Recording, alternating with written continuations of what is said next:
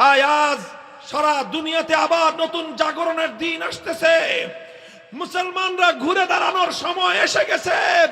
হে বাসুয়ার মুসলমানেরা, হে ফুলপুরের মুসলমানেরা, হে ময়মনসিংহের মুসলমানেরা, আমি স্পষ্ট আভাস দেখতেছি ইনশাআল্লাহ যেভাবে গোটা বাংলার মাটিতে দাওয়াত এবং তাবলীগের আলো এই ফুলপুর থেকে, ময়মনসিংহ থেকে সারা বাংলাদেশে ছড়িয়েছে, ঠিক তদ্রুপ নতুন দিনের ইসলামের কান্ডারি যারা হবে তারাও ময়মনসিংহের মাটি থেকে ইসলামের ঝান্ডা নিয়ে গোটা বাংলাদেশকে নেতৃত্ব দেবে।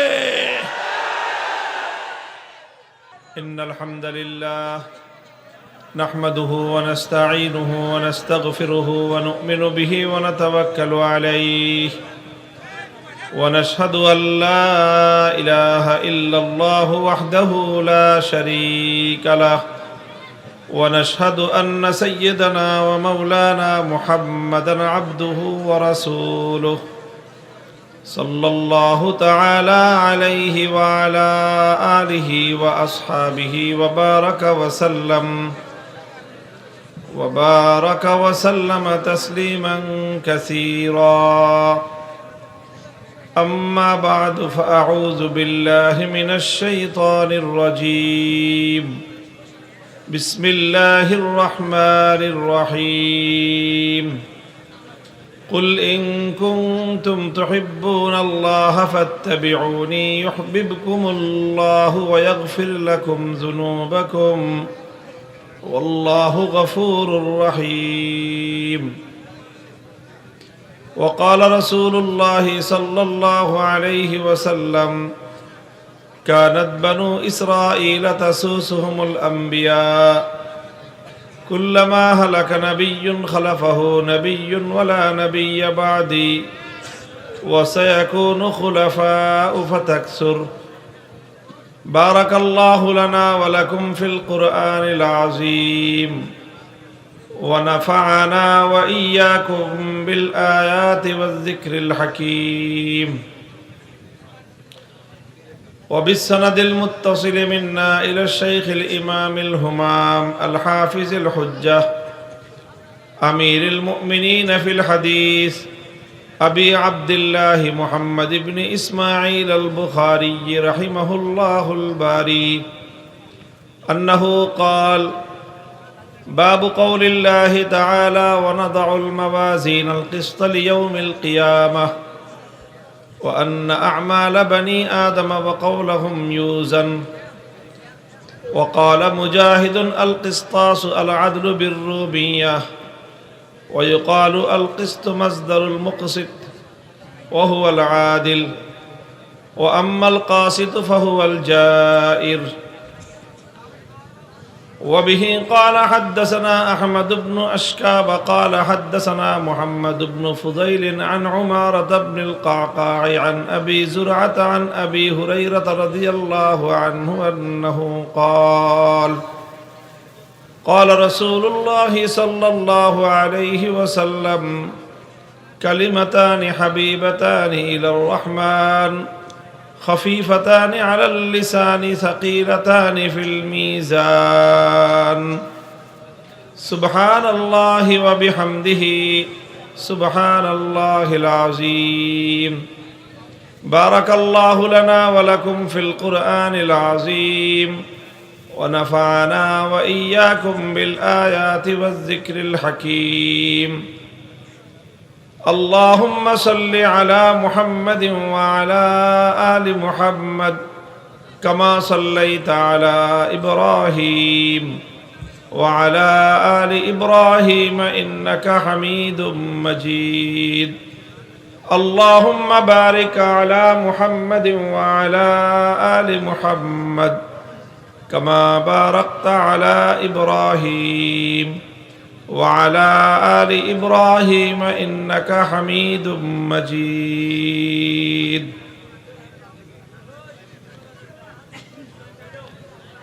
আমি আপনাদের সম্মুখে ধাপে ধাপে কয়েকটা কথা পর্যায়ক্রমে আরজ করব ইনশাআল্লাহ। আমার আলোচনা খুব দীর্ঘ হবে না। সর্বপ্রথম আজকের জামিয়া আরাবিয়া ইমদাদুল উলুম বাসুয়া কবিরপুর মাদ্রাসার চলতি শিক্ষাবর্ষের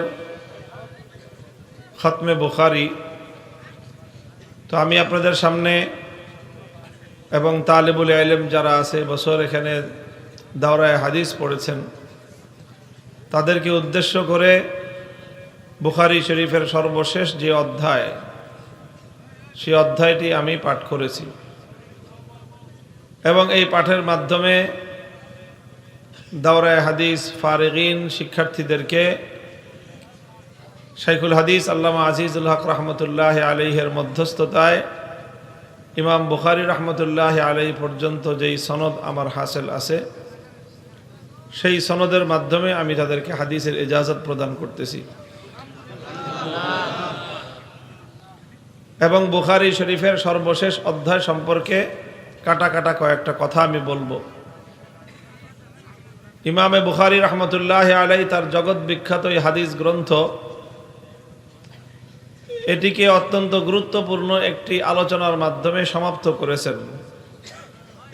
শেষ দিকের যে আলোচনা ইমাম বুখারী কিতাবের মধ্যে অবতারণা করেছেন সেটা হলো কিতাবুর রাদ্দি আলাল জাহমিয়া, অর্থাৎ বাতিল মতবাদের খণ্ডন।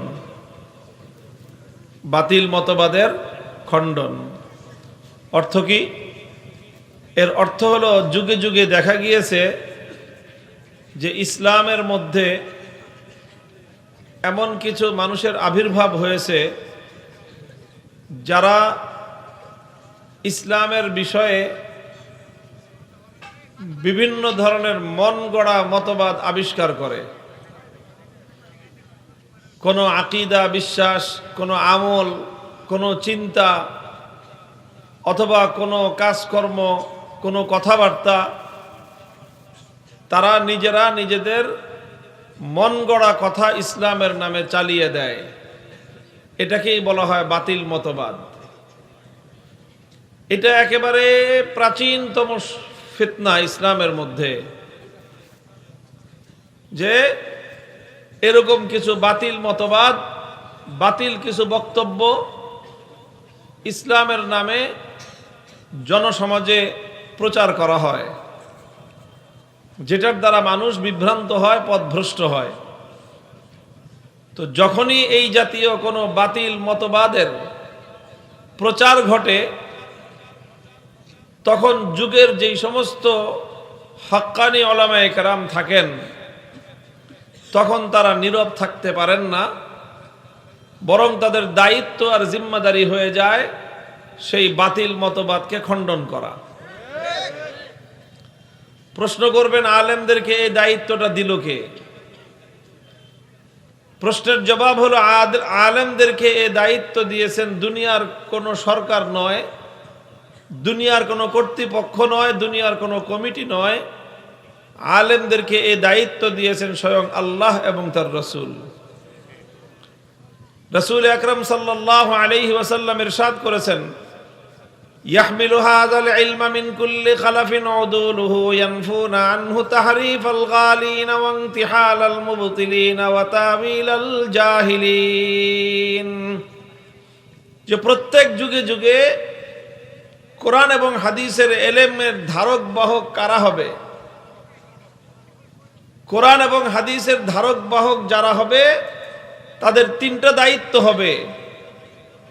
এক নম্বর দায়িত্ব হলো ইয়ানফুনা আনহু তাহরিফাল গালিন, যারা নিজেদের মন গড়া নানা কথা ইসলামের নামে মানুষের মধ্যে ছড়ায় দেয়, সেই সকল মন গড়া কথাগুলোকে ইসলাম থেকে প্রতিহত করে দেওয়া, এটা হলো আলেমদের প্রথম দায়িত্ব। ওয়ান্তিহালাল মুবতিলিন, দুই নম্বর হলো কিছু মানুষ কোরআনের কোন আয়াতের দ্বারা, নবীর কিছু হাদিসের দ্বারা কিছু ভুল মতবাদ তারা প্রচার করতে চায়। আলেমদের দায়িত্ব হলো কোরআন হাদিসের দ্বারা যারা ভুলভাবে প্রমাণ দেয়, ভুলভাবে যারা ব্যাখ্যা দেয়, সেই ভুল ব্যাখ্যাগুলোকে প্রতিহত করা, খণ্ডন করা, এটা হলো আলেমদের দ্বিতীয় দায়িত্ব। 3 নম্বর দায়িত্ব হলো ওয়াতাবিল আল জাহিলিন। কিছু মূর্খ মানুষ তারা কোরআন হাদিসের অপব্যাখ্যা করে, ভুল ব্যাখ্যা করে। যেরকম একদল মূর্খ মানুষ আছে, তারা কোরআনে কারীমের আয়াত লাকুম দীনুকুম ওয়ালিয়া দীন, আল্লাহর কোরআনের আয়াতের দ্বারা ধর্মনিরপেক্ষতার মতো কুফরি মতবাদের পক্ষে তারা দলিল দেয়। চরম মূর্খতা এবং গণ্ড মূর্খতা ছাড়া কিছুই নয় এটা। এই জাতীয় কাজ যারা করবে, আলেমদের দায়িত্ব হলো তাদের এই ভুল চিন্তা চেতনাকে খণ্ডন করা, জাতির সামনে তাদের প্রকৃত মুখোশ উন্মোচন করে ইসলামের সঠিক বার্তা মানুষের কাছে তুলে ধরা। এটাই হলো আলেমদের জিম্মাদারি। এটা অন্য কেউ দেয় নাই, এটা স্বয়ং আল্লাহর রাসূল এই জিম্মাদারি আলেমদেরকে দিয়েছেন। এই জন্যই আলেমগণ যারা হক্কানি উলামায়ে কেরাম, যখনই কোনো বাতিল মাথাচাড়া দিয়ে উঠে, উলামায়ে কেরাম তখন নীরব থাকতে পারেন না। তখন সেই বাতিলের মাথা খণ্ডন করে দিয়ে সেই বাতিলের উত্থিত মাথাকে চূর্ণ বিচূর্ণ করে দেওয়াটাই আলেমদের জিম্মাদারি এবং দায়িত্ব। এ দায়িত্ব শুধুমাত্র বর্তমান যুগের আলেম নয়, এ দায়িত্ব শুরু হয়েছে সাহাবায়ে কেরাম থেকে। প্রত্যেক যুগে যুগে যারা হক্কানি উলামায়ে কেরাম ছিলেন, তাদের যুগে যখন যেই বাতিল মাথাচাড়া দিয়ে উঠেছে, উলামায়ে কেরাম সেই বাতিলকে মোকাবেলা করেছেন। এই বাতিল মোকাবেলা করতে গিয়ে কখনো ইমাম আজম আবু হানিফার মতো যুগের শ্রেষ্ঠ আলেম এবং ইমাম মুহাদ্দিস, ইমাম মুজাদ্দিদ এবং ইমাম মুজতাহিদকে কারাগারের অন্ধকার প্রকোষ্ঠে নিক্ষিপ্ত হতে হয়েছে। সেখানে ষড়যন্ত্রমূলকভাবে বিষ প্রয়োগ করে ওনাকে শহীদ করা হয়েছে। জীবন দিয়েছেন, কিন্তু বাতিলকে এক মুহূর্তের জন্য মেনে নেন নাই। ইমামে মালিক রহমতুল্লাহি আলাইহি ফতোয়া দিয়েছেন কোরআন হাদিস অনুযায়ী। সময়ের অত্যাচারী শাসকের ফতোয়া পছন্দ হয় নাই। ইমাম মালিককে বলছে আমার মতামত অনুযায়ী ফতোয়া দেন। ইমাম মালিক বলেছেন ফতোয়া তো হবে কোরআন হাদিস মোতাবেক, কোন রাজা বাদশার খেয়াল খুশি মোতাবেক উলামায়ে কেরাম কোনদিন ফতোয়া দিবে না। ইমাম মালিককে চরমভাবে লাঞ্ছিত করেছে, অপমান করেছে। সবচেয়ে বেশি লাঞ্ছিত করার চেষ্টা করা হয়েছে ইমাম মালিককে। দেখেন, আজকের বর্তমান যুগে একজন মানুষকে যদি আপনি লাঞ্ছিত করতে চান, অপমান করতে চান, তার উপায় কি? সবচেয়ে বড় লাঞ্ছনা হলো যে গলায় জুতার মালা পরায়ে বাজার দিয়ে ঘুরাইলেন। কথা বলেন ঠিক কিনা? এর চেয়ে বড় অপমান আর লাঞ্ছনা আছে? ইমাম মালিক রহমতুল্লাহ আলাইহির সাথে অত্যাচারী শাসকরা সেই ধরনের আচরণই করেছিল। সেই যুগে মানুষকে অপমান করার পদ্ধতি ছিল গাধার পিঠে উল্টা করে সওয়ার করায়, গাধার পিঠে সওয়ার করায় বাজারে চক্কর খাওয়ানো। ইমাম মালিকের সাথে এই রকম নির্মম আচরণ করা হয়েছে। ইমাম দারিল হিজরাহ, মদিনার পবিত্র ইমাম মালিক রহমতুল্লাহ আলাইহি নিজের ইজ্জত কুরবান করে দিয়েছেন আল্লাহর কোরআন এবং হাদিসের প্রশ্নে, কারোর সাথে আপোষ করেন নাই। ইমাম আহমদ ইবনে হাম্বল রহমতুল্লাহ আলাইহি শাসক বলেছিল আমি যেইভাবে বলি ওইভাবে ফতোয়া দেন। ইমাম আহমদ ইবনে হাম্বল রহমতুল্লাহ আলাইহি শতভাগ তার সাথে দ্বিমত পোষণ করে কোরআন যা বলে, নবীর হাদিস যা বলে তিনি সেটাই বলেছেন। শাসক ওনাকে বন্দী করেছে, গ্রেফতার করেছে, ইমাম আহমদকে উপর্যুপরি চাপ প্রয়োগ করেছে। ইমাম আহমদ বলেছেন দুনিয়া উল্টাইতে পারে, আহমদ ইবনে হাম্বলের কথা পরিবর্তন হবে না। তারপরে অত্যাচার শুরু করেছে, কারাগারের মধ্যে জল্লাদ নিয়োগ করেছে বেত্রাঘাত করার জন্য। প্রতিদিন ইমাম আহমদ ইবনে হাম্বল রহমতুল্লাহ আলাইহির উপর আঘাতের পর আঘাত করা হতো। বেত্রাঘাত করতে করতে ওনার শরীর থেকে রক্ত প্রবাহিত হতে আরম্ভ করত। মারতে মারতে জল্লাদ ক্লান্ত হয়ে যেত। মার খেতে খেতে ইমাম আহমদ ক্লান্ত হতেন না। ইমাম আহমদের মুখে একটাই কথা উচ্চারিত হতো, ইতুনি বিকিতাবিল্লাহি ওয়া সুন্নতি রাসূলিহি আত্তাবিকুম। আমাকে মারতে পারবা, আমাকে হত্যা করতে পারবা, আমাকে টুকরা টুকরা করতে পারবা, কোরআন হাদিসের বাইরে একটা শব্দ আমার মুখ থেকে উচ্চারণ করাইতে পারবা না। ইমামে বুখারী রাহমাতুল্লাহি আলাইহি একই ইতিহাস এভাবে আজ পর্যন্ত আমাদের কাছ পর্যন্ত পৌঁছেছে। ইমামে বুখারী রাহমাতুল্লাহি আলাইহি যখন বুখারী শরীফ লিখলেন, সারা দুনিয়াতে তার সুখ্যাতি ছড়িয়ে পড়ল। সময়ের শাসক গভর্নর ইমাম বুখারীকে বলল, আপনার কিতাবটা সারা দুনিয়াতে সুনাম কুড়িয়েছে, আপনি এক কাজ করবেন, আপনি আপনার কিতাবটা এসে আমার বাড়িতে এসে শাহী মহলে এসে শাহজাদাকে পড়ায় যাবেন। ইমাম বুখারী রাহমাতুল্লাহি আলাইহি গভর্নরকে জবাব দিয়ে দিয়েছেন, ইন্নী লা উযিল্লুল ইলমা ওয়া লা আহমিলুহু ইলা বাবিল উমারা। হে শাসক গভর্নর, তোমার সন্তানের যদি বুখারী শরীফ পড়তে হয়, আর 10 জন ছাত্র যেভাবে আমার কাছে এসে হাঁটু গেড়ে বসে পড়ে, তোমার ছাত্রকে আমার কাছে এসে আমার সামনে ছাত্র হিসেবে আদবের সাথে মাটির উপর বসে আমার কাছ থেকে কিতাব পড়তে হবে। আমি আমার কিতাব এখানে থেকে পড়াবো। আমি আল্লাহর কোরআনের এলেম, আল্লাহর নবীর হাদিসের এলেম নিয়ে আমি তোমার বাড়িতে যাব না, বরং তোমার এবং তোমার সন্তানকে আমার বাড়িতে এসে আমার কাছে এসে পড়তে হবে। শাসক এতে অপমানিত বোধ করলো। ইমাম বুখারী রাহমাতুল্লাহি আলাইহিকে বলল, আপনি যদি আমার কথা না শুনেন, আপনি এই শহরে থাকতে পারবেন না। ইমাম বুখারী বললেন, তোর শহরকে আমি ছাড়তে রাজি আছি, তোর দেশ ছাড়তে রাজি আছি, সারা দুনিয়া আমি ছাড়তে রাজি আছি, কিন্তু আল্লাহর কোরআনের এলেম, আল্লাহর নবীর হাদিসের এলেমের আমি অসম্মান হতে দিতে রাজি নাই। ইমাম বুখারী শহর ছেড়েছেন, দেশ ছেড়েছেন। বুখারা শহর সারা দুনিয়াতে নাম করা শহর, কিন্তু সেই শহরে ইমাম বুখারীর কবর নাই। ইমাম বুখারীর কবর কোথায়? অখ্যাত এক গ্রাম, যেই গ্রামের নাম হলো খরতাং, সেখানে ইমাম বুখারীর কবর। ইতিহাস বলে যে বুখারা শহরে ইমাম বুখারীর কবর হয় নাই, এতে ইমাম বুখারীর অসম্মান হয় নাই, এতে ইমাম বুখারীর কোনো ক্ষতি হয় নাই, বরং কিয়ামত পর্যন্তের জন্য বুখারা শহর বঞ্চিত হয়েছে। ইমাম বুখারী যেখানে গিয়েছেন, যেখানে তার দাফন হয়েছে, যেখানে তার কবর হয়েছে, সেই এলাকা সেটা আলোকিত হয়ে গিয়েছে। সারা দুনিয়ার মানুষ আজ সেই এলাকার নাম জানে, কারণ সেই এলাকায় ইমাম বুখারীর কবর হয়েছে। মুহতারাম হাজিরিন, এইভাবেই আস্তে আস্তে আস্তে আস্তে আজ আমাদের পর্যন্ত আল্লাহর দ্বীনের এই ইলম, কোরআনের এই ইলম আমাদের কাছ পর্যন্ত এসেছে। এই যুগেও হাক্কানি উলামায়ে কেরাম আল্লাহর দ্বীনের মর্যাদা রক্ষা করার জন্য, কোরআন সুন্নাহর মর্যাদা রক্ষা করার জন্য বাতিলের রক্তচক্ষুকে উপেক্ষা করতে হয়েছে। বাতিল ক্ষিপ্ত হয়ে শাইখুল হাদিস আল্লামা আজিজুল হককে কারাগারের অন্ধকার প্রকোষ্ঠে নিক্ষেপ করেছেন। তিনি কারাগারে নিক্ষিপ্ত হয়েছেন, বাতিলের সামনে মাথা নত করেন নাই।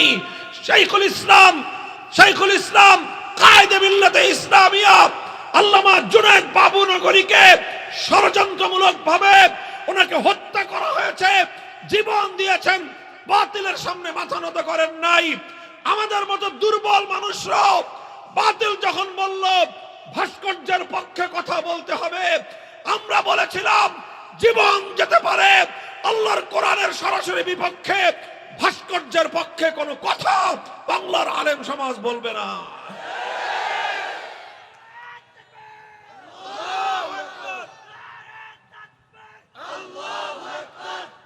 মুহতারাম হাজিরিন, আমরা কারাগারে বন্দী হয়েছি, আমরা দিনের পর দিন, মাসের পর মাস, বছরের পর বছর বিনা বিচারে কারাগারের অন্ধকার প্রকোষ্ঠের মধ্যে চরম লাঞ্ছনা, চরম নির্যাতনের শিকার হয়েছি। কিন্তু আলহামদুলিল্লাহ আমাদের ইয়াকিন ছিল, আমাদের বিশ্বাস ছিল, ইসলামের জন্য, হকের জন্য যারা নির্যাতিত হয় আমার আল্লাহ রাব্বুল আলামিন তাদেরকে একা ছেড়ে দেন না। আল্লাহ তাদেরকে একা ছেড়ে দেন না। হে উলামায়ে কেরাম, হে আলেম সমাজ, আমি আপনাদেরকে অনুপ্রাণিত করতে চাই, আমি আপনাদেরকে উদ্বুদ্ধ করতে চাই, হকের ঝান্ডাকে আঁকড়ে ধরেন, শপথ গ্রহণ করেন। জান যেতে পারে জান দিব, মাল লাগলে মাল দিব, আওলাদ ফরজান কুরবান করতে হলে সব কুরবান করব, দেশ ছাড়তে হলে দেশ ছাড়ব, সব ছাড়ব। আল্লাহর দ্বীনের ইজ্জতের ঝান্ডা ভুলুণ্ঠিত হতে দেব না ইনশাআল্লাহ।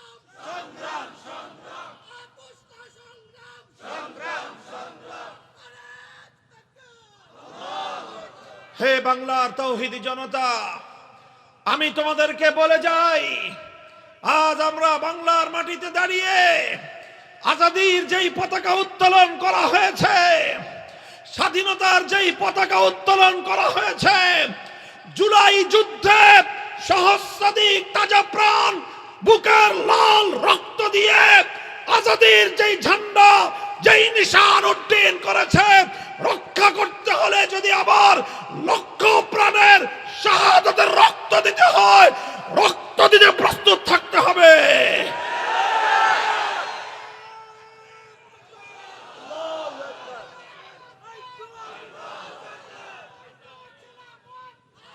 আপনারা মনে রাখবেন, জুলাই বিপ্লব শুরু হয়েছিল 2013 সালে শাপলা চত্বর থেকে। শাপলা চত্বরে নবী প্রেমিক তৌহিদি জনতা, এদেশের নিষ্পাপ বেগুনাহ মাসুম আশিক রাসূল উম্মতেরা ওয়াকাতের রক্ত দিয়ে শাপলা চত্বরে ইতিহাস তৈরি করেছিল। বাংলার নতুন বালাকট তৈরি হয়েছিল 2013 সালের 5 এবং 6 মে। সেখান থেকেই শুরু হয়েছিল আধিপত্যবাদ বিরোধী সংগ্রাম, সেখান থেকেই শুরু হয়েছিল ফ্যাসিবাদের বিরুদ্ধে লড়াই। সেই লড়াইয়ে 2013 সালে রক্ত দিয়েছে আলেম সমাজ, 2021 সালে রক্ত দিয়েছে আলেম সমাজ, 2024 সালে রক্ত দিয়েছে ছাত্র জনতা, রক্ত দিয়েছে কোরআনের বুলবুলিরা, রক্ত দিয়েছে কোরআনের পাখিরা, রক্ত দিয়েছে উলামায়ে কেরাম, রক্ত দিয়েছে দেশের আপামর ছাত্র জনতা। 1,500 তাজা প্রাণের রক্তের বিনিময়ে যেই জুলাই বিপ্লব অর্জিত হয়েছে, সেই জুলাই বিপ্লবের যারা সবচেয়ে বড় বেনিফিশিয়ারি, তারা যদি আজ জুলাই বিপ্লবের বিরুদ্ধে গাদ্দারি করতে চায়, বাংলার মানুষ রুখে দাঁড়াতে হবে।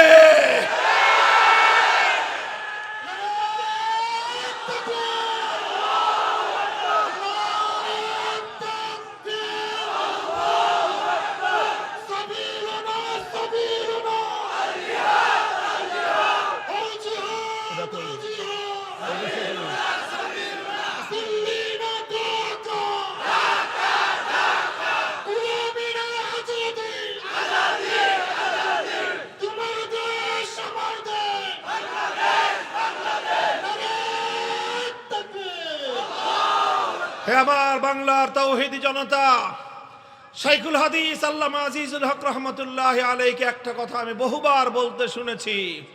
তিনি বলতেন, এই বাংলাদেশের প্রতি ইঞ্চি মাটি আমার জায়নামাজের সেজদার মাটি।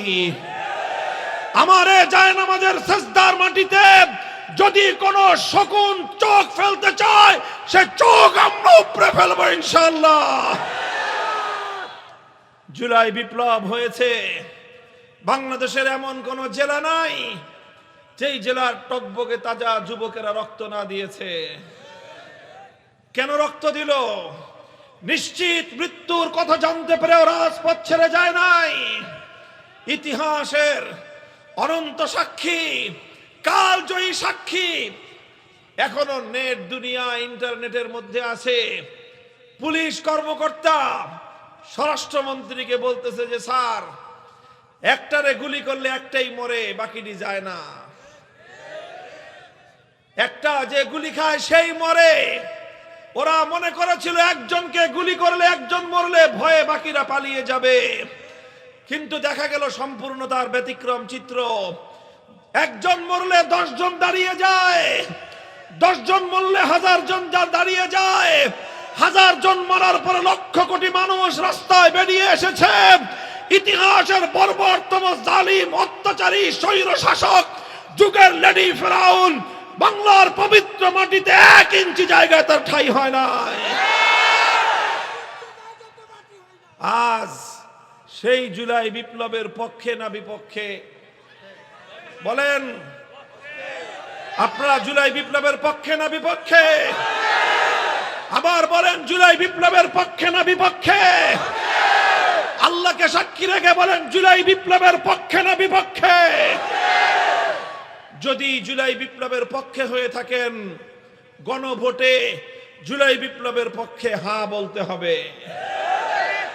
বলেন, জুলাই বিপ্লবের পক্ষে হ্যাঁ বাক্সে ভোট দিতে হবে।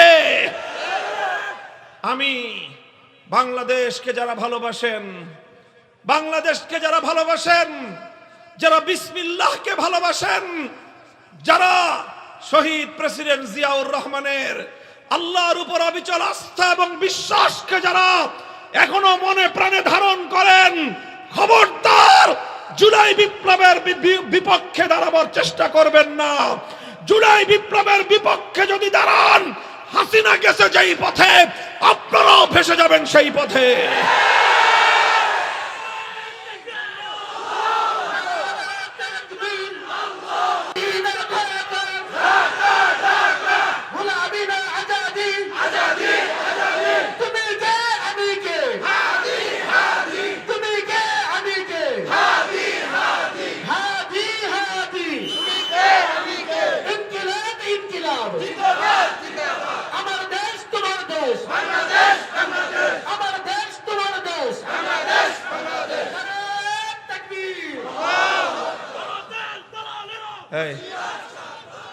ভাই দেখেন, এটা শুধুমাত্র উত্তেজনার কথা নয়, এটা শুধু আবেগের কথা নয়। আমি জানি এই হাজার হাজার মানুষের এই মজমার মধ্যে বহু মানুষ আছেন যারা বিএনপি করেন, বহু মানুষ আছেন যারা বিভিন্ন রাজনৈতিক দল করেন। আপনারা যদি বাংলাদেশকে ভালোবেসে থাকেন, আপনারা যদি জুলাই বিপ্লবকে ভালোবেসে থাকেন, আপনারা যদি জুলাই বিপ্লবের শহীদদের রক্তের সঙ্গে গাদ্দারি না করতে চান, প্রতীকের নির্বাচনের বিষয়ে আমি এত কিছু বলবো না, ওটা নিয়ে আমার এত কথা নাই। কিন্তু আপনারা আপনাদের উপরে নেতাদের কাছে খবর পাঠায় দেন, যদি জুলাই বিপ্লবের বিপক্ষে অবস্থান নিছেন, নেতাও তালাক, নেতার গোষ্ঠী 14 তালাক। বুঝতে পারছেন কথাটা? আমি রাজনীতি করতে আসি নাই, রাজনৈতিক কথাও বলতেছি না, কিন্তু জুলাই বিপ্লব এটা রাজনৈতিক কথা নয়, এটা বাংলাদেশের অস্তিত্বের প্রশ্ন। জুলাই বিপ্লব বাংলাদেশে ঈমান এবং ইসলাম নিয়ে বেঁচে থাকার প্রশ্ন। জুলাই বিপ্লব বাংলার স্বাধীনতা এবং আজাদির প্রশ্ন। এই আজাদি, এই স্বাধীনতা শুধু জুলাই বিপ্লবের রক্ত নয়, বহু রক্ত দিয়ে এই আজাদি অর্জন করা হয়েছে। এই শহীদদের আমানত, এই শহীদদের আমানত, শপথ করো জীবন থাকতে এই আমানতের খেয়ানত করব না আমরা ইনশাআল্লাহ। জুলাই বিপ্লবের বিপক্ষে যারা অবস্থান নিবে তাদেরকে বাংলাদেশে আমরা রাজনীতিও করতে দেব না ইনশাআল্লাহ। জুলাই বিপ্লবের পক্ষে থেকে এরপরে দলের রাজনীতি করবেন, করেন, খবরদার। এটা বাংলাদেশের অস্তিত্বের প্রশ্ন, এটা বাংলাদেশের অস্তিত্বের প্রশ্ন। হে আমার দেশপ্রেমিক ইমানদার তাওহীদি জনতা, তোমরা যদি ভুল করো, তোমরা যদি সজাগ না হও, তোমাদের মধ্যে যদি সচেতনতা না থাকে, তোমাদের নেতারা দেশ এবং তোমাদের কল্লা বিক্রি করে খাবে। খবরদার, খবরদার, এই ব্যাপারে মাঠ পর্যায়ের নেতা কর্মীরা তোমরা উপরের দিকে পয়গাম পাঠিয়ে দিবা যে শহীদদের রক্তের সঙ্গে গাদ্দারি আমরা মানব না। কথা পরিষ্কার, কথা পরিষ্কার। আল্লাহ পাক রব্বুল আলামিন আমল করার তৌফিক দান করেন। মুহতারাম হাজির, আমি বলতেছিলাম যে কোনো অন্যায়, যে কোনো বাতিল যখনই মাথা চারা দিয়ে উঠে, যুগের আলেমদের দায়িত্ব এবং কর্তব্য হয়ে দাঁড়ায় সেই বাতিল মতবাদকে খণ্ডন করা। এ দায়িত্ব আলেমদেরকে কে দিয়েছেন? বলেন, কে দিয়েছেন? আল্লাহ এবং তার রাসূল আলেমদেরকে দায়িত্ব দিয়েছেন। সুতরাং অন্য কোনো দায়িত্ব পালন না করলেও চলে, আল্লাহ এবং তার রাসূলের দেওয়া দায়িত্ব যদি আলেমরা পালন না করে তাহলে সেই আলেমরা আল্লাহ এবং তার রাসূলকে মুখ দেখাতে পারবে না। এই কারা উঠতেছে? বসান তো, এই বসান, ওনাদেরকে বসান, বসান, বসান। বয়ান শেষ নাকি? আরো কিছু কথা আছে। ইমামে বুখারী রহমতুল্লাহি আলাইহি এই এক বাতিল মতবাদের খণ্ডন করেছেন। কি বাতিল মতবাদ? সেই যুগে একদল ভণ্ড মানুষের, একদল বাতিল মানুষের আবির্ভাব হয়েছিল, যারা ইসলামের অত্যন্ত গুরুত্বপূর্ণ একটা বিশ্বাস আল ওয়াজনু হাক্কুন, আল্লাহ পাক রব্বুল আলামিন কিয়ামতের দিন বান্দার আমল পরিমাপ করবেন, ওজন দিবেন। বলেন, ওজন হবে কি হবে না? বান্দার আমল, বান্দার কথা, নেকি হোক বদি হোক, এগুলো ওজন হবে কি হবে না? কিন্তু কিছু মানুষ তারা অস্বীকার করে যে না, মানুষের আমল, মানুষের কথা ধরা যায় না, ছোঁয়া যায় না, এটারে আবার মাপবে কিভাবে, এটাকে পরিমাপ করবে কিভাবে, এটা তাদের মাথায় ধরে নাই, এই জন্য তারা অস্বীকার করেছে। যারা ওজনকে অস্বীকারী তারা বাতিল মতবাদের অধিকারী, তারা বাতিল পন্থী। ইমামে বুখারী রাহমাতুল্লাহি আলাইহি সর্বশেষ অধ্যায়ের মধ্যে এই বাতিল পন্থীদের মতবাদকে খণ্ডন করেছেন। কিসের মাধ্যমে? প্রমাণের মাধ্যমে খণ্ডন করেছেন। কি দিয়ে খণ্ডন করেছেন? কি দিয়ে? প্রমাণ দিয়ে। বলেন, কি দিয়ে? সবাই বলেন, কি দিয়ে? প্রমাণ দিয়ে খণ্ডন করেছেন। প্রশ্ন করতে পারেন, কিসের প্রমাণ? ইমাম বুখারী যুক্তির প্রমাণ দেন নাই, ইমাম বুখারী কোনো বৈজ্ঞানিক প্রমাণ পেশ করেন নাই, ইমাম বুখারী কোনো দার্শনিক প্রমাণ পেশ করেন নাই। কারণ ইসলাম বৈজ্ঞানিক প্রমাণের উপর নির্ভর করে না, ইসলাম দার্শনিক প্রমাণের উপর নির্ভরশীল নয়, ইসলাম যুক্তির প্রমাণের উপর নির্ভরশীল নয়। বরং ইমাম বুখারী রাহমাতুল্লাহি আলাইহি এমন প্রমাণ দিয়েছেন যেই প্রমাণের উপর ইসলাম নির্ভর করে। বলবেন, ইসলাম কোন প্রমাণের উপর নির্ভর করে? ইসলাম দুটি প্রমাণের উপর নির্ভর করে। বলেন, কয় প্রমাণ? ইসলামের প্রথম নির্ভর করে যেই প্রমাণের উপর, সেই প্রমাণের নাম হলো কিতাবুল্লাহি আল কোরআনুল কারীম। কোরআনের উপর ইসলাম নির্ভর করে। দুই নম্বর যেই জিনিসের উপর ইসলাম নির্ভর করে সেটা হলো সুন্নত রাসূলুল্লাহ, নবীর হাদিস। ইসলাম শুধুমাত্র কোরআন হাদিসের উপর নির্ভর করে। কোরআন হাদিস ছাড়া ইসলাম আর কোনো কিছুর উপর নির্ভরশীল নয়। যুক্তির উপর ইসলাম নির্ভরশীল নয়, ইসলাম বিজ্ঞানের উপর নির্ভরশীল নয়, ইসলাম দর্শনের উপর নির্ভরশীল নয়, ইসলাম পেশি শক্তির উপর নির্ভরশীল নয়, ইসলাম টাকার শক্তির উপর নির্ভরশীল নয়। ইসলাম নির্ভরশীল হলো কোরআন হাদিসের উপর। এই জন্য ইমাম বুখারী রাহমাতুল্লাহি আলাইহি দুইটা প্রমাণ পেশ করেছেন ওজনকে প্রমাণ করার জন্য। প্রথম প্রমাণ, ওয়ানাদাউল মাওয়াজিনাল কিসত লিয়াউমিল কিয়ামাতি ফালা তুজলামু নাফসুন শাইআ ওয়া ইন কানা মিসকালা হাববাতিন মিন খারদালিন আতাইনা বিহা ওয়া কাফা বিনা হাসিবিন। আল্লাহ পাক কোরআনে পাকের মধ্যে বলে দিয়েছেন, কিয়ামতের দিন আমি সারা দুনিয়ার সমস্ত মানুষের প্রত্যেকটি আমলকে মাপার জন্য একটা ন্যায় পরায়ণতার সাথে পরিমাপ যন্ত্র আমি আল্লাহ কিয়ামতের দিন স্থাপন করব। ফালা তুজলামু নাফসুন শাইআ, আল্লাহ যেই পরিমাপ যন্ত্র স্থাপন করবেন সেটা বেইনসাফির পাল্লা হবে না, সেটা হবে ইনসাফের পাল্লা, সেটা হবে ইনসাফের পরিমাপ যন্ত্র। সুতরাং কোন ব্যক্তি যদি একটা সরিষার দানা পরিমাণ আমল করে, চাই সেটা নেকির আমল হোক, চাই সেটা গুনাহের আমল হোক, আল্লাহ বলতেছেন আতাইনা বিহা, আমি সেই সরিষার দানা পরিমাণ ক্ষুদ্রতি ক্ষুদ্র আমলটাকেও পরিমাপের সময়, মাপ দেওয়ার সময়, ওজন দেওয়ার সময় হাজির করে সেটাকেও আমি পরিমাপের আওতায় নিয়ে আসব। আল্লাহর কোরআন বলল ওজন হবে। আল্লাহর কোরআন কি বলল? ওজন হবে। 2 নম্বর প্রমাণ আল্লাহর নবীর হাদিস। নবীজি বললেন কালিমাতানি হাবিবাতানি ইলার রহমান খফিফাতানি আলাল লিসান। 2টা কথা এমন আছে যেই 2টা কথা সীমাহীন দয়ালু আল্লাহর নিকট অনেক প্রিয়।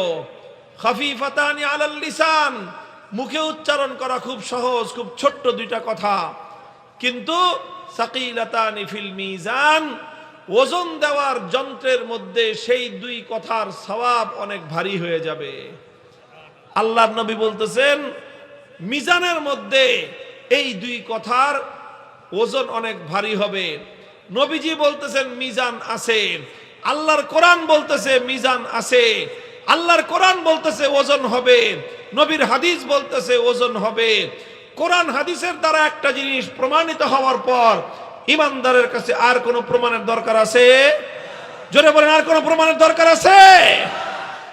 সেই 2 কথা হলো, 1 নম্বর কথা সুবহানাল্লাহি ওয়া বিহামদিহি, 2 নম্বর কথা হলো সুবহানাল্লাহিল আযীম।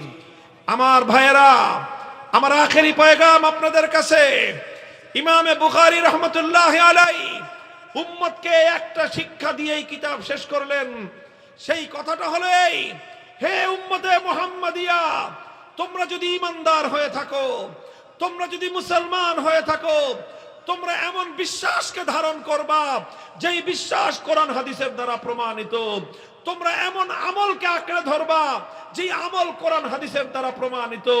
তোমরা এমন চিন্তাকে আঁকড়ে ধরবা যেই চিন্তা কোরআন হাদিসের দ্বারা প্রমাণিত। তোমরা এমন মতবাদকে অনুসরণ করবা যেই মতবাদ কোরআন হাদিসের দ্বারা প্রমাণিত। তোমাদের যদি ব্যবসা বাণিজ্য করতে হয়, এমন ব্যবসা করবা যেই ব্যবসা কোরআন হাদিসের দ্বারা প্রমাণিত। তোমাদেরকে যদি রাজনীতি করতে হয়, এমন রাজনীতি করবা যেই রাজনীতি কোরআন হাদিসের দ্বারা প্রমাণিত। তোমাদের যদি রাষ্ট্র ব্যবস্থা পরিচালনা করতে হয়, এমন ভাবে রাষ্ট্র পরিচালনা করবা যেইভাবে রাষ্ট্র চালানো কোরআন হাদিসের দ্বারা প্রমাণিত। আমি এই বিশাল মজমাকে জিজ্ঞাসা করতে চাই, আমাদের এই সোনার বাংলাদেশ, 1000 বছরের আমাদের পূর্বপুরুষদের চোখের অশ্রু, মাথার ঘাম, বুকের রক্ত দিয়ে যেই মাটিকে আজাদ করা হয়েছে, সেই মাটি কোরআন হাদিসের দ্বারা পরিচালিত হোক। সেই মাটিটা, সেই দেশটা আল্লাহর কোরআন এবং নবীর হাদিসের আলোকে পরিচালিত হোক। কারা কারা চান হাত তুলে দেখান দেখি।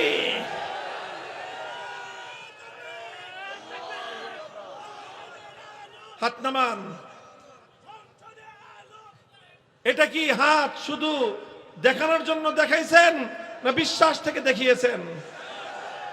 তাহলে আমি আপনাদেরকে বলি, হে আমার দিনদার ভাইয়েরা, হে আমার মুসলমান ভাই এবং বোনেরা, আপনারা শুনে রাখুন, মুসলমান জাতি আজ অধপতনের শিকার। তার কারণ একটাই, মুসলমানরা, মুসলমান জাতিকে যারা নেতৃত্ব দেয় তারা কোরআন হাদিসের ইলম জানে না।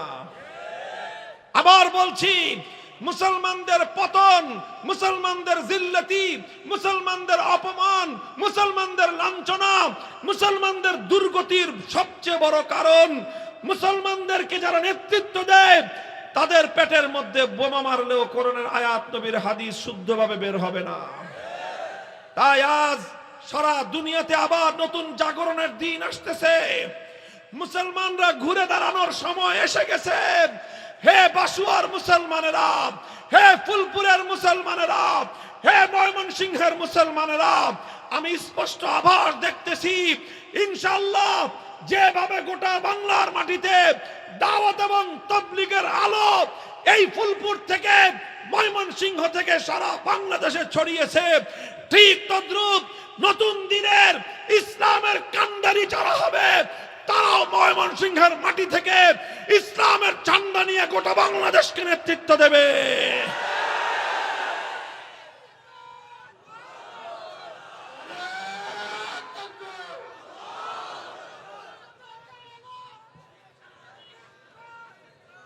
ভাই আমার কথা, আখেরি কথা এটাই, আমি এটা বলছি না যে আলেম ওলামা ছাড়া আর কেউ থাকবে না, অন্যরা ডাক্তাররা থাকবে, ইঞ্জিনিয়াররা থাকবে, আইনজীবীরা থাকবে, দার্শনিকরা থাকবে, সাহিত্যিকরা থাকবে, বৈজ্ঞানিকরা থাকবে, সব থাকার পরেও যদি উম্মতের মুসলমানদের নেতৃত্বের মধ্যে আলেম ওলামারা না থাকে, সেই ডাক্তার, ইঞ্জিনিয়ার, বৈজ্ঞানিক, সাহিত্যিক, কবিদের নেতৃত্ব দিয়ে মুসলিম জাতির মুক্তি আসবে না। অন্য সবার সাথে যদি আলেম থাকে, কোরআন এবং হাদিসের এলেম সহ যদি ডাক্তার, ইঞ্জিনিয়ার, উকিল, ব্যারিস্টার, বৈজ্ঞানিক, সাহিত্যিক, কবি তারাও থাকবে, আলেমরাও থাকবে, সেই মুসলমানরা মাথা উঁচু করে বিশ্ব দরবারে সম্মানের সঙ্গে দাঁড়িয়ে যেতে পারবে ইনশাআল্লাহ। তাই আগামীর বাংলাদেশ হবে সম্মানের বাংলাদেশ, আগামীর বাংলাদেশ হবে ইজ্জতের বাংলাদেশ। এই বাংলাদেশকে আর কারো কাছে বন্ধক রাখা যাবে না। এই বাংলাদেশের মানুষের গর্দান কারো কাছে বিক্রি করে আর রাজনীতি করতে দেওয়া হবে না। আপনারা, আপনাদের সুযোগ এসেছে, আপনাদের সুযোগ এসেছে। আমরা একজন যোগ্য আলেমকে আজ বাংলাদেশের ফুলপুরের মাটিতে আপনাদের কাছে পাঠিয়েছি। আপনারা আপনাদের এই ভাইকে, আপনাদের সন্তানকে মতামত দিয়ে তার হাতকে যদি শক্তিশালী করতে পারেন, ইনশাআল্লাহ যে ইসলামের পতাকা ফুলপুরের মাটি থেকে উড্ডীন হবে, আমরা ঢাকা থেকে উড্ডীন করব। আগামীর বাংলাদেশ হবে ইসলামের বাংলাদেশ, ইসলামের বাংলাদেশ।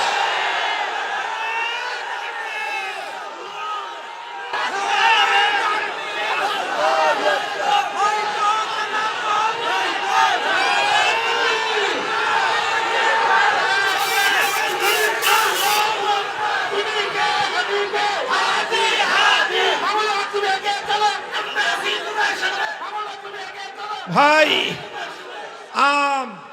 শুনেন একটা কথা, সব রঙের বাংলাদেশ দেখা শেষ। সোনার বাংলাদেশ দেখেছি ৭১ থেকে ৭৫, নতুন বাংলাদেশ দেখা শেষ, সবুজ বাংলাদেশ দেখা শেষ, সর্বশেষ আমাদের আপায় ডিজিটাল বাংলাদেশের ভেলকিও দেখানো শেষ। সব রঙের বাংলাদেশ দেখা শেষ।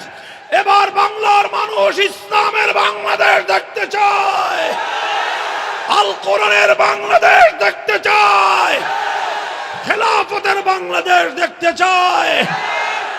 যদি আমরা সেই বাংলাদেশ গড়তে চাই, প্রথমে ঘাম ঝরানো পরিশ্রম করতে হবে, করবেন।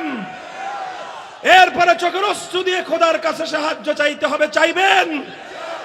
এরপরে যদি আমাদেরকে ইসলামের পথে বাধা প্রদান করা হয়, আর যদি আমাদেরকে আল্লাহর কোরআনের পথে চলতে প্রতিবন্ধকতা তৈরি করা হয়, শাহাদাতের রক্ত দেওয়ার জন্য শহীদি ঈদগাহে মাথায় কাফনের কাপড় পরে কারা কারা হাজির হবা, হাত তুলে শপথ করো।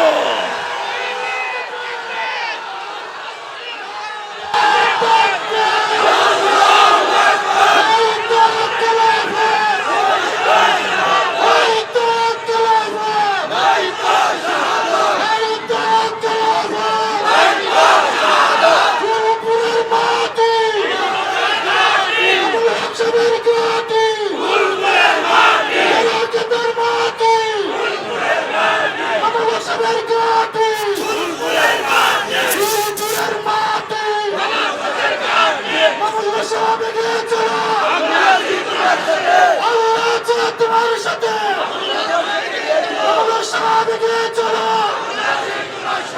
আমাদের সাহাবিকে চলো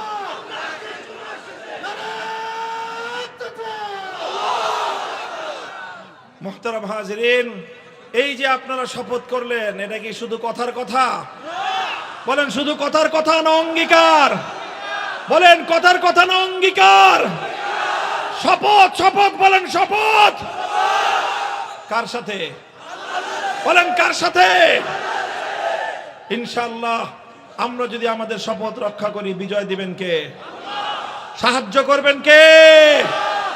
নাসরুম মিনাল্লাহি ওয়া ফাতহুন করিব। ওয়া আখিরু দাওয়ানা আলহামদুলিল্লাহি রাব্বিল আলামিন। সুবহানাল্লাহি ওয়া বিহামদিহি সুবহানাল্লাহিল আযীম। আল্লাহুম্মা সাল্লি আলা মুহাম্মদ ওয়া আলা আলি মুহাম্মদ কামা সাল্লাইতা আলা ইব্রাহিম ওয়া আলা আলি ইব্রাহিম ইন্নাকা হামিদুম মাজিদ। ইয়া হাইয়্যু ইয়া কাইয়্যুম বিরহমাতিকা নাস্তাগীথ أصلح لنا شأننا كله ولا تكلنا إلى أنفسنا طرفة عين. اللهم إنا نسألك فعل الخيرات وترك المنكرات وحب المساكين وأن تغفر لنا وترحمنا أجمعين. إله العالمين رب العالمين রাত গভীরে হাজার হাজার মানুষ নিয়ে আল্লাহ পবিত্র বুখারী শরীফের খতম শেষে আপনার শাহী দরবারে আমরা ভিক্ষার হাত তুলে ধরেছি মালিক। আয় আল্লাহ, আমাদের সকলের এই হাতগুলোকে আপনি কবুল আর মঞ্জুর ফরমান। জিন্দগির সমস্ত গুনাহ মাফ করে দিন, সমস্ত নেক আমলগুলোকে আল্লাহ আপনি কবুল এবং মঞ্জুর ফরমান। আয় আল্লাহ, আমাদের যে সকল সন্তানেরা ইলাহুল আলামিন এক যুগ ধরে কোরআন এবং হাদিসের ইলম হাসিল করলো, আয় আল্লাহ যত দুর্বলতা আছে, এলেমের অর্জনের ক্ষেত্রে যত গাফলতি আছে, সব দূর করে মেহেরবানি করে আল্লাহ আপনি আপনার পক্ষ থেকে তাদেরকে ইলমে লাদুন্নি নসিব ফরমান। উপকারী ইলম এবং ইলম মোতাবেক আমল করার তৌফিক দান করেন। আয় আল্লাহ, এই জামিয়া আরবিয়া ইমদাদুল উলুম মাদ্রাসাকে আপনি কবুল করেন। তালিম, তারবিয়াত, তামির, মালিয়াত সব দিক থেকে আল্লাহ আপনি তারাক্কি এবং উন্নতি দান করুন। সমস্ত হাজাতগুলোকে আল্লাহ আপনি গায়বের খাজানা থেকে পুরা করে দিন। ইলাহুল আলামিন রাব্বাল আলামিন। আয় আল্লাহ, এই সকল ছাত্রদের অভিভাবক, তাদের বাবা মা, যারা নিজেদের কলিজার টুকরা সন্তানদেরকে কোরআন এবং হাদিসের ইলমের জন্য ওয়াকফ করে দিয়েছেন, আয় আল্লাহ এই সন্তানগুলোকে তাদের পিতামাতার জন্য দুনিয়াতে অন্তরের প্রশান্তি, আখিরাতে চোখের শীতলতা বানিয়ে দিয়েন। ইলাহুল আলামিন রাব্বুল আলামিন, আমরা যত মানুষ এখানে হাত উত্তোলন করেছি আল্লাহ, আমাদের মধ্যে অনেক অসুস্থ আছে, শিফা দান করুন। ঋণগ্রস্ত আছে, ঋণ পরিশোধ করার তৌফিক দান করুন। অভাবগ্রস্তদের অভাব দূর করে দিন। বেরোজগারদের হালাল রুজির ব্যবস্থা করে দিন। ইলাহুল আলামিন রাব্বুল আলামিন, আয় আল্লাহ আমাদের সকলকে আয় আল্লাহ আপনি মাফ করে দিন। আয় আল্লাহ, আমাদের এই জন্মভূমি, আমাদের মাতৃভূমি প্রিয় বাংলাদেশের প্রতি ইঞ্চি মাটিকে আল্লাহ আপনি ইসলামের ঘাঁটি হিসেবে কবুল ফরমান। ইলাহুল আলামিন, এই মাটির জন্য আমাদের পূর্বপুরুষরা অনেক কোরবানি করেছেন, চোখের অশ্রু দিয়ে বুক ভাসিয়েছেন, মাথার ঘাম পায়ে ফেলেছেন, বুকের তাজা রক্ত ওয়াকাতরে জমিনের জন্য ঢেলে দিয়েছেন মালিক। আয় আল্লাহ, শত শহীদ, হাজার শহীদ, লাখো শহীদের রক্তের বিনিময়ে এই স্বাধীন মাটি, এই আজাদি, আয় আল্লাহ এর মর্যাদা রক্ষা করার তৌফিক আমাদেরকে দান করেন। আয় আল্লাহ, এই জমিনে আপনার কোরআনের রাজ কায়েম করার তৌফিক এনায়েত ফরমান। আয় আল্লাহ, যারা শহীদের রক্তের সঙ্গে গাদ্দারি করতে চায়, ইলাহুল আলামিন তাদেরকে আপনি হেদায়েত এবং সুমতি দান করুন। হেদায়েত কপালে না থাকলে আয় আল্লাহ যেভাবে পূর্বসূরীদেরকে ধ্বংস করেছেন, আয় আল্লাহ তাদের পরবর্তী অনুসারীদেরকেও আপনি ধ্বংস করে দিন, উৎখাত করে দিন। আয় আল্লাহ, তাদের ষড়যন্ত্রের জালকে ছিন্ন করে এই জমিন, এই মাটি এবং এই আজাদিকে আপনি হেফাজত ফরমান। ইলাহুল আলামিন রাব্বুল আলামিন, আয় আল্লাহ আমাদের দোয়াকে আপনি কবুল করুন। আয় আল্লাহ, আমাদের যাদের অন্তরের মধ্যে পেরেশানি আছে, দুনিয়াতে শুনবার কেউ নাই, বলবার কেউ নাই, শুনবার কেউ নাই, সমাধান করার মতো কেউ নাই। ইলাহুল আলামিন, তুমি তো হাল্লারুল মুশকিলাত। আয় আল্লাহ, সকলের মনের সেই পেরেশানিগুলোকে তুমি দূর করে দাও। রব্বানা তাকাব্বাল মিন্না ইন্নাকা আনতাস সামিউল আলিম ওয়া তুব আলাইনা ইয়া মাওলানা ইন্নাকা আনতাত তাওয়াবুর রহিম। ওয়া সাল্লাল্লাহু তাআলা আলা খায়রি খালকিহি মুহাম্মদ ওয়া আলিহি ওয়া সাহবিহি আজমাইন। সুবহান রাব্বিকা রাব্বিল ইজ্জাতি আম্মা ইয়াসিফুন ওয়া সালামুন আলাল মুরসালিন ওয়ালহামদুলিল্লাহি রাব্বিল আলামিন।